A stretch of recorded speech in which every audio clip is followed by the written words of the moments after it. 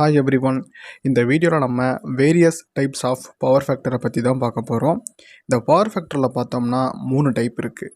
First one unity power factor, ரெண்டாவது lagging power factor, மூணாவது leading power factor. இதுக்கு முன்னாடி நம்ம சேனலில் பவர் ஃபேக்டர்னா என்ன, real power, reactive power, apparent power இது என்னன்னு சொல்லிட்டு ஒரு வீடியோ போட்டிருக்கோம். அந்த வீடியோவோட லிங்க்கை ஐ பட்டனில் கொடுக்குறவன் டைம் இருந்தால் செக் பண்ணி பாருங்கள். ஏன்னா இந்த வீடியோ தான் concept, basic fundamental of power ஃபேக்டருக்கு. ஸோ அந்த வீடியோ பார்த்தா தான் உங்களுக்கு இந்த வீடியோ தெளிவாக புரியும். பவர் ஃபேக்டர்னா என்னன்னு சொல்லிட்டு பேசிக்காக அதோட அவுட்லைனை மட்டும் நம்ம கொடுத்துட்டு வீடியோக்குள்ளே போயிடலாம். பவர் ஃபேக்டர்ன்றது the cosine angle between voltage and current. இதை தான் நம்ம பவர் ஃபேக்டர்னு சொல்லுவோம். இல்லைனா இதை வேறு மாதிரி சொல்லுவாங்க, வேறு ஃபார்முலாவை. Real power divided by apparent power, இதுவும் ஒரு பவர் ஃபேக்டருக்கான ஃபார்முலா தான். ஒரு சில இடங்களில் ஒரு சில பேர் சொல்லுவாங்க காஸ் டீட்டான்னு சொல்லுவாங்க, காஸ் பைன்னு சொல்லுவாங்க. இது ரெண்டுமே நத்திங் பட் இது ரெண்டுமே பவர் ஃபேக்டர் தான். நம்ம ஃபஸ்ட்டே இந்த வீடியோவில் சொன்ன போல் பவர் ஃபேக்டரில் 3 டைப் பவர் ஃபேக்டர் இருக்குது.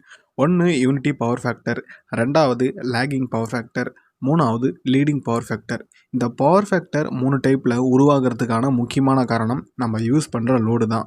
நம்ம யூஸ் பண்ணுற லோடை பொறுத்து இந்த பவர் ஃபேக்டர் மாறுது. லாஸ்ட்டாக நம்ம ஒரு வீடியோ போட்டிருக்கோம் நம்ம சேனலில். அது டைப்ஸ் ஆஃப் லோடு.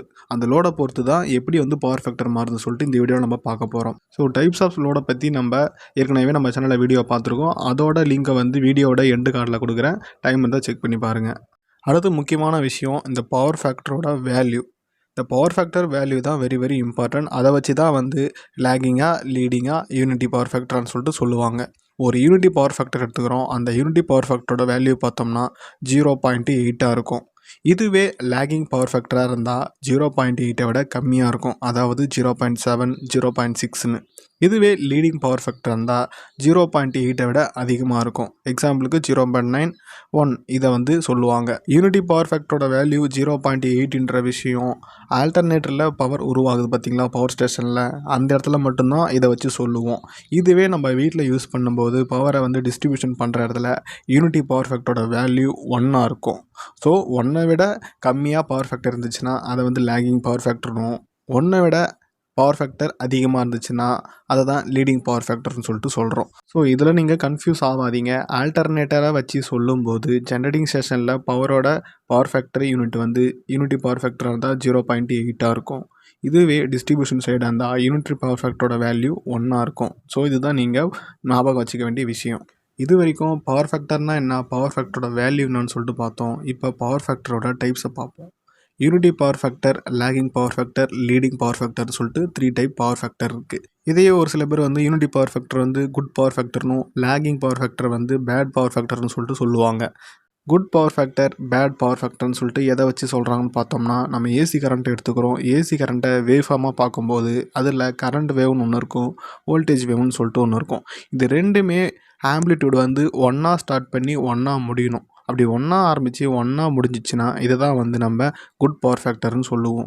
எக்ஸாம்பிளுக்கு நம்ம ஒரு வேவ் ஃபார்ம் எடுத்துக்கிறோம். அந்த வேவ் ஃபார்மில் கரண்ட் வேவும் வோல்டேஜ் வேவும் ஒரே இடத்துல ஸ்டார்ட் ஆகிட்டு ஒரே இடத்துல முடியணும். அதாவது 0 டிகிரியில் ஸ்டார்ட் ஆகிற வேவ் ஃபார்ம் அடுத்தது மீட் பண்ணுற இடம் பார்த்தோம்னா 180 டிகிரி, அதுலேயும் ஒன்றா மீட் பண்ணணும். அதுக்கப்புறம் மீட் பண்ணுற இடம் 360. இதுதான் நம்ம ஒரு சைக்கிள்னு சொல்லுவோம். இப்படி மீட் பண்ணுற இடத்துல கரண்ட்டோட ஆம்ப்ளிடியூடும் வோல்டேஜோட ஆம்ப்ளிடியூடும் ஒரே இடத்துல மீட் பண்ணணும். இப்படி மீட் பண்ணால் தான் இது நம்ம குட் பவர் ஃபேக்டர்னு சொல்லிட்டு சொல்லுவோம். இது டிஃப்ரென்ஸ் ஆச்சுன்னா அதை தான் நம்ம பேட் பவர் ஃபேக்டர்னு சொல்கிறோம். அப்படி டிஃப்ரென்ஸ் ஆகிறத பொறுத்து தான் நம்ம power factor unity power factor, leading power factor, lagging power ஃபேக்டர்னு சொல்லிட்டு சொல்கிறோம். இப்போ ஃபஸ்ட்டு ஒரு யூனிட்டி பவர் ஃபேக்டர் எடுத்துக்கிறோம். யூனிட்டி பவர் ஃபேக்டர் வரணும்னா நம்ம யூஸ் பண்ணுற லோடு கண்டிப்பாக ரெசிஸ்டிவ் லோடாக தான் இருக்கணும். அந்த ரெசிஸ்டிவ் லோடில் மட்டும்தான் யூனிட்டி பவர் ஃபேக்டர் வரும். ரெசிஸ்டிவ் லோட்னால் நம்மளுக்கு என்னான்னு தெரியும். கரண்ட்டை கொடுக்கும்போது எந்தெந்த எக்யூப்மெண்ட்ஸ் ஹீட்டை ப்ரொடியூஸ் பண்ணுதோ அதை தான் நம்ம ரெசிஸ்டிவ் எக்யூப்மெண்ட்டுன்னு சொல்லுவோம், ரெசிஸ்டிவ் எலமெண்ட்டுன்னு சொல்லுவோம். எக்ஸாம்பிளுக்கு நம்ம இன்கேண்டேசன்ட் லேம்ப் யூஸ் பண்ணுறோம் பார்த்தோம்னா வீட்டில், அது iron box, water heater, toaster இது எல்லாமே ரெசிஸ்டிவ் லோடு. ரெசிஸ்டிவ் லோடு எல்லாத்தையுமே ஏசி கரண்ட்டில் நம்ம கனெக்ட் பண்ணிவிட்டு நம்ம அதை ஏசி கரண்ட் எப்படி போகுதுன்னு சொல்லிட்டு ஒரு வேவ் ஃபார்ம் எடுத்தோம்னா அதில் போகிற வோல்டேஜோட வேவ் ஃபார்மும் கரண்ட்டோட வேவ் ஃபார்மும் ஒரே இடத்துல ஆரம்பித்து ஒரே இடத்துல முடியும். அதாவது 0ல் ஆரம்பித்து அடுத்து 180ல் மீட் பண்ணும், அடுத்தது 180ல் அப்புறம் 360ல் மீட் பண்ணும். அப்படி மீட் பண்ணும்போது அந்த வோல்டேஜோட ஆம்ப்ளிடியூடும் கரண்ட்டோட ஆம்ப்ளிடியூடும் சேமாக இருக்கும். மீட் பண்ணுற இடம் தான் கரெக்டாக இருக்கும். அந்த ஆம்ப்ளிடியூடோட டிஸ்டன்ஸ் மாறலாம், ஏறலாம், இறங்கலாம். ஆனால் வந்து மீட் பண்ணுற இடத்துல வந்து ரெண்டும் ஒன்றா மீட் பண்ணணும். இதை தான் நம்ம யூனிட்டி பவர் ஃபேக்டர்னு சொல்கிறோம். Second type lagging power factor. இந்த லேகிங் பவர் ஃபேக்டர் எதனால் உருவாகுதுன்னு பார்த்தோம்னா, எலக்ட்ரிக்கல் சப்ளையில் அதாவது ஏசி கரண்ட்டில் வந்து ஒரு இண்டக்டிவ் லோடை கனெக்ட் பண்ணும்போது அந்த இடத்துல வந்து லேகிங் பவர் ஃபேக்டர் உருவாகுது. இண்டக்டிவ் லோடுனால் நம்மளுக்கு தெரியும், காயில் வைண்டிங்ஸ் எங்கெங்கே இருக்கோ அது எல்லாமே நம்ம இண்டக்டிவ் லோடுன்னு சொல்லுவோம். இண்டக்டிவ் லோடு பார்த்தோம்னா மோட்டார் இருக்குது, ரிலேஸ் இருக்குது, டிரான்ஸ்ஃபார்மர், வைண்டிங் இருக்க இடம் எல்லாமே வந்து நம்ம இண்டக்டிவ் லோடு தான் சொல்லுவோம். வைண்டிங்ஸ் எங்கெங்கே யூஸ் பண்ணுறாங்களோ அது எல்லாமே நம்ம இண்டக்டிவ் லோடு தான் சொல்லுவோம். ஸோ இந்த இண்டக்டிவ் லோடு யூஸ் பண்ணுற இடத்துல தான் கண்டிப்பாக லேகிங் பவர் ஃபேக்டர் உருவாகுது. இது நம்ம லேகிங் பவர் ஃபேக்டர்னு சொல்கிறதுக்கான ரீசன் என்னன்னு சொல்லிட்டு பார்த்தோம்னா, இதில் நம்ம யூஸ் பண்ணுற வேவ் ஃபார்மில் பார்த்தோம்னா வோல்டேஜ் அண்ட் கரண்ட் ரெண்டு வேவ் ஃபார்மும் அதே போல் இருக்குது. இதில் பார்த்தோம்னா வோல்டேஜோட வேவ் ஃபார்ம் வந்து ரெஃபரன்ஸாக வச்சுக்கணும். இந்த வோல்டேஜோட வேவ் ஃபார்ம் வந்து மாறவே மாறாது. இந்த வோல்டேஜோட வேவ் ஃபார்ம் வந்து 1 சைக்கிள்னால் 0லேருந்து 360 வரைக்கும் இதோட 1 சைக்கிள்னு சொல்லுவோம். இந்த ஃபுல் சைக்கிளை அப்படியே நம்ம ரெண்டாக பிரிப்போம். அப்படி ரெண்டாக பிரிக்கும்போது 0லேருந்து 180 டிகிரி வரைக்கும் பாசிட்டிவ் ஆஃப் சைக்கிள்னும், 180 டிகிரிலேருந்து 360 வரைக்கும் நெகட்டிவ் ஆஃப் சைக்கிள்னு சொல்லுவோம். ஸோ இந்த லேகிங் பவர் ஃபேக்டரில் வோல்டேஜை நம்ம ரெஃபரன்ஸாக வச்சுக்கிறோம். வோல்டேஜோட வேவ் ஃபார்ம் 0ல் ஆரம்பித்து திரும்ப 180 டிகிரிக்கு வந்துட்டு திரும்பவும் 360 டிகிரிக்கு போயிடுது. இதுவே நம்ம கரண்ட் வேவ் ஃபார்மை பார்க்குறப்ப இந்த கரண்ட் வேவ் ஃபார்ம் ஸ்டார்டிங் ஆகிற பாயிண்ட்டு 0வாக இருக்காது. 0வுக்கு கீழே நெகட்டிவ் வேல்யூவில் ஸ்டார்ட் ஆகும். அதாவது வோல்டேஜை விட கரண்ட் வந்து கம்மியாக தான் ஸ்டார்ட் ஆகும். இதனால தான் வந்து நம்ம லேகிங் பவர் ஃபேக்டர்னு சொல்கிறோம். வோல்டேஜை விட கரண்ட்டு லேகிங்காக இருக்கிறதால இதை நம்ம லேகிங் பவர் ஃபேக்டர்னு சொல்கிறோம். எக்ஸாம்பிளுக்கு நம்ம சொல்லணும்னா, இந்த எலெக்ஷன் ரிசல்ட்டெல்லாம் அனௌன்ஸ் பண்ணுறப்ப இந்த வேட்பாளரை விட இந்த வேட்பாளர் வந்து லேகிங்காக ஓட்டை வாங்கியிருக்காரு அப்படின்னு சொல்லுவோம்ல. அதாவது வோல்டேஜை விட கரண்ட் வந்து கம்மியாக இருக்கிறதால தான், நெகட்டிவில் ஸ்டார்ட் ஆகிறதால தான் நம்ம லேகிங் பவர் ஃபேக்டர்னு சொல்கிறோம். அடுத்தது லீடிங் பவர் ஃபேக்டர். இந்த லீடிங் பவர் ஃபேக்டர் எதால் உருவாகுன்னு பார்த்தோம்னா, நம்ம யூஸ் பண்ணுற லோடு கெப்பாசிட்டி லோடை யூஸ் பண்ணோம்னா இந்த லீடிங் பவர் ஃபேக்டர் உருவாகுது. வழக்கம் போல் நம்ம வோல்டேஜ் வேவ்ஃபார்ம், கரண்ட் வேவ்ஃபார்ம் ரெண்டுத்தையும் எடுத்துக்கிறோம்.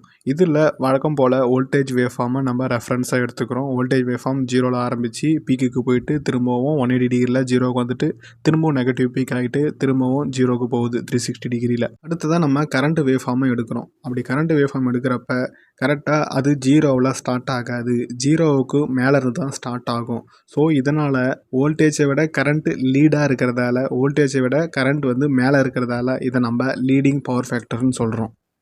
இதுதான் வந்து யூனிட்டி பவர் ஃபேக்டருக்கும் லேகிங் பவர் ஃபேக்டருக்கும் லீடிங் பவர் ஃபேக்டருக்கும் உள்ள டிஃப்ரெண்ட்.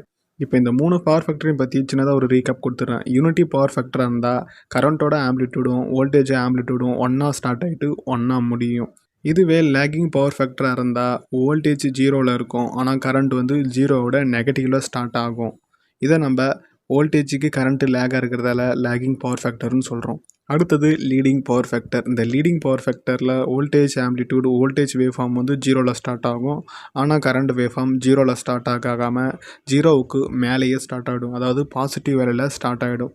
ஸோ இந்த இடத்துல வோல்டேஜை விட கரண்ட் லீடிங்காக இருக்கிறதால இது நம்ம லீடிங் பவர் ஃபேக்டர்னு சொல்கிறோம். ஸோ இந்த வீடியோ மூலிமா உங்களுக்கு பவர் ஃபேக்டர்னா என்ன, leading power factor, lagging power factor, unity power ஃபேக்டரை பற்றி எனக்கு தெரிஞ்ச நாலேஜை உங்ககிட்ட நான் தெளிவாக எக்ஸ்பிளைன் பண்ணியிருக்கேன். இந்த வீடியோ உங்களுக்கு பிடிச்சிருந்தா வீடியோக்கு ஒரு லைக் கொடுங்க. ஏன்னா டவுட்ஸ் இருந்தால் அதை கமெண்ட் பாக்ஸில் போஸ்ட் பண்ணுங்கள்.